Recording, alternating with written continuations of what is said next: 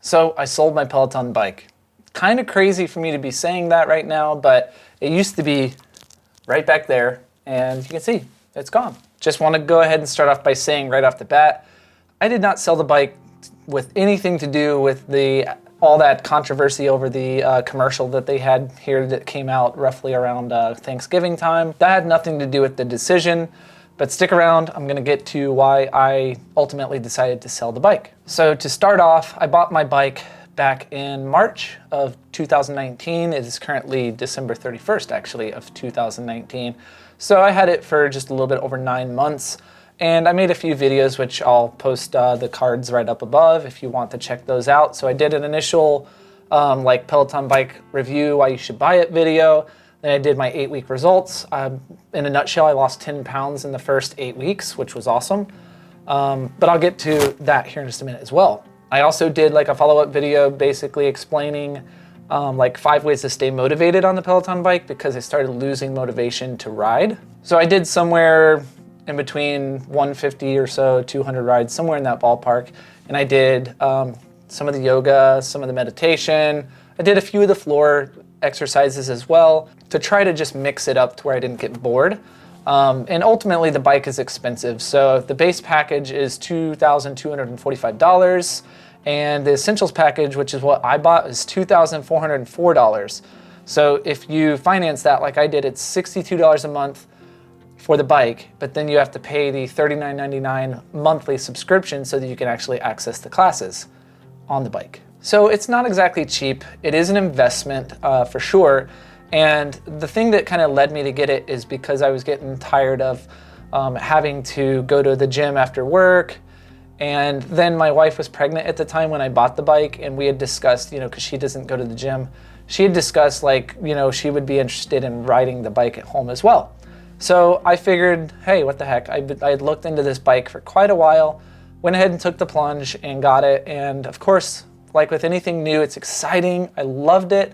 I think I didn't miss a workout for the first 2 months. I rode every single day, even if it was a 10-minute ride or a 20-minute ride. Basically, I'd fallen in love with it, and it stayed that way for quite a while. And I continued riding it right up to the end until I listed it for sale. And like I said, I lost quite a bit of fat, and it was pretty awesome. So one of the major factors of why I decided to sell it was I started to just get bored. It does get boring, even though you have this awesome piece of technology with a wonderful screen and great instructors and everything.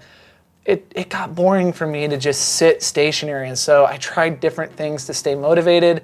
But ultimately what ended up happening a lot of times was some days I would do a terrific ride. I would hustle and put in, terrific effort. Other days I would just kind of sit there and pedal, and I'd grab my phone and you'd be pedaling along and look down, and a couple minutes go by and you're not really trying at that point. So I started to realize that, so I'd put my phone away so it wouldn't distract me. But at the end of the day, I just started getting bored with it. So then I started doing some of the outdoor Peloton runs, and that was cool. But one of the reasons why I bought the bike was just running on the pavement and running outside in general was just starting to take a toll on my body. So I can't run 5 days a week at this point in my life. I just, I can do a couple here and there, and I really enjoy getting outside to run. So I was trying to mix that up and make it work for me. But at the end of the day, I was just getting bored. I had no desire. I tried waking up early to ride it. I would try riding after work. I mixed it up and I did everything. I took my own advice and my own videos and did everything I could to try to keep it new and refreshing. I'd take yoga to try to recover.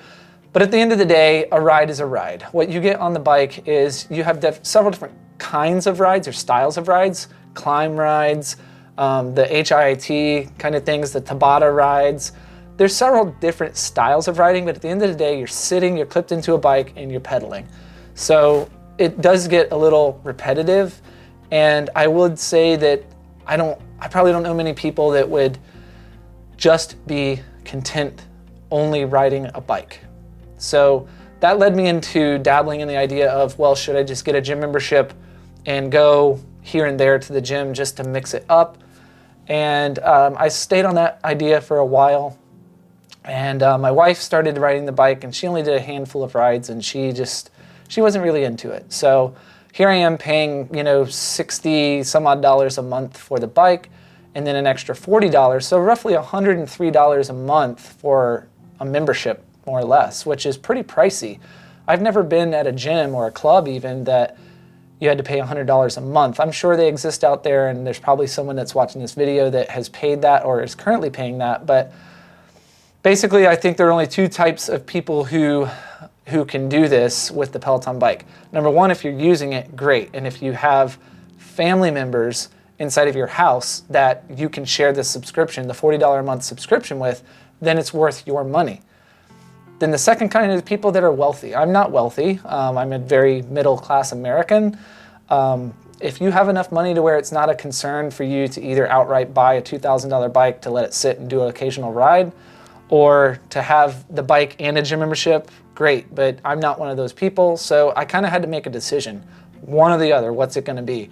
So after like a month or so of thinking and debating, I decided to go get a gym membership, and I did. And I realized how weak I got from not lifting weights for roughly 9 months. I lost a lot of muscle. So the 10 pounds that I lost, I think was a little misleading because I actually lost a lot of muscle weight. And so I've been working out since December 1st to now. So for this whole month of December, I've been back at the gym, and I've put on a couple of extra pounds, but I know that it's muscle weight. So that was also a big factor, was the fact that I was losing muscle, and I didn't like how soft looking that I was appearing to be. While I cut down some fat, I most certainly lost muscle, and I just was starting to look too soft. So decided to get back into the gym, and I actually really liked it. So just depends on where you're at with your life and your fitness. I liked it so much, I decided I'm just gonna go ahead and sell the bike. So there we go. The bike went on eBay, and I sold it right before Christmas time. So it kind of worked out great. It's probably a Christmas present for somebody, and that's why I sold it. So I decided to make this video to hopefully help some of you out there, because I have to say, when I got the Peloton, I was so excited. I absolutely loved it. And I did have a great time riding it for quite a while, but it got to a point to where, like I said, I just became tired of it. I know that I'll miss the bike at times. I haven't really missed it yet, but I've only been going to the gym for a month, so it's still kind of new and exciting. So I think that there are probably plenty of other people out there just like me that will buy the bike, and not necessarily, I'd never regret buying the bike. I definitely didn't regret it, but like I said, I just couldn't afford to have a $2,000 bike just sitting there for me to kind of stare at it or kind of half-butt ride it. It's just not the way that I am.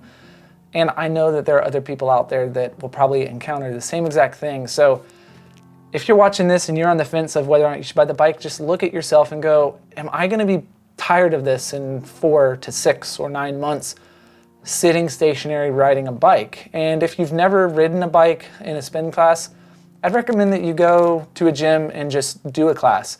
I never did a spin class, and I did it and I loved it for a while, but I think that if I had previous spin experience, I'd kind of know more of what to expect. And I think that it could have helped me maybe sway towards, well, should I buy my own or should I just stay at a gym to do it? And then the other thing to keep in mind is if you have lifted weights and you have some muscle tone. I'm an athletic build. Obviously, I'm not quite where I want to be as far as in shape, but I've always been athletic and I have some muscle. I started to lose muscle and get kind of too saggy or soft, whatever way you want to describe it. And that's something that really bothered me because, you can kind of be what's called skinny fat, where even though you're not physically heavy, you can still have a higher percentage of body fat on your body and be 150 pounds. Not that that's where I'm at, but you can be skinny fat, and you have to do something to tone. You can't just do cardio all the time. Unless if your main objective is to lose weight, then just do cardio till your heart's content. But for me, there has to be a fine line of cardio to weight training or strength training in some way. And I know some of you out there are gonna be like, well, what about the app? What about the floor classes that they have? And I tried those, and a lot of them are HIIT based, which, I'm in my mid 30s and I don't constantly want to be jumping up and down and doing plyometric kind of things. It's just not where I'm at right now with where I want to be. And there are plenty of other people out there that also probably can't handle their joints to jump and do all this lateral movements and stuff like that. So you can go to a gym and you can, do floor exercises, lunges and stuff with dumbbells without having to have them scattered throughout your house. You can do the machines, obviously, where you sit And that's a bit safer, especially if you haven't been working out or if you've had injuries. It's a lot safer to sit stationary on a machine. And of course, in a gym, you just have access to several different kinds of exercises, depending on your gym, where you're at, the size of your gym. There could be, 10 different leg or arm or chest exercises or back exercises that you can do to kind of isolate things and do it a little bit safer than in your own home. So ultimately, those are things that led me to pursue going back to the gym. And again, I've been working out for the entire month of December, Monday through Friday at 5:30 a.m. And that schedule's working out for me because, yes, it's hard to get up, but I can get up, I can get the workout out of the way. I come back home, then I get a shower and I go to work. And by the time I get off of work, I'm home for the night. I can sit around, I can make dinner, I can hang out with my family. All those things are important to me while also taking the time for myself to get mental and physical exercise when I go to the gym. And again, I've complained about this in the past, but I think the music on Peloton sucks. I'm a rock guy, and there's almost no rock on Peloton. And most of it is like 80s rock and stuff. I hate 80s rock. I'm not an 80s rock guy. When I say rock, I'm more of a modern era rock, even like to the heavier metal kind of stuff. That's what I like to listen to when I work out, and there's just no rides like that. So it's just a side knock. I didn't get rid of the Peloton because of that, but it definitely was a check mark of things that I didn't like on the Peloton. And like I said, I'm sure that I'm going to miss the bike eventually. It was convenient to have it, but it's also, keep in mind, in your house, even though it's right there or wherever you put it in your house, if you get it, it's also hard to get onto the bike at your house because there's always something I can be cleaning. Oh, my kid came up and distracted me, blah, blah, blah. There are tons of reasons, even if you have something in your house, for you to not use it. So keep that in mind. There are also plenty of people, and I'm one of those people, that have paid for gym memberships for months and months and months and not gone once.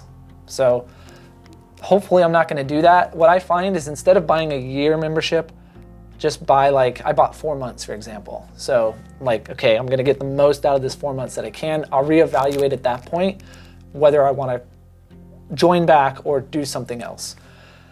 And ultimately, I think the next step for me would be to buy a road bike and actually get out and ride. It's not that I disliked riding.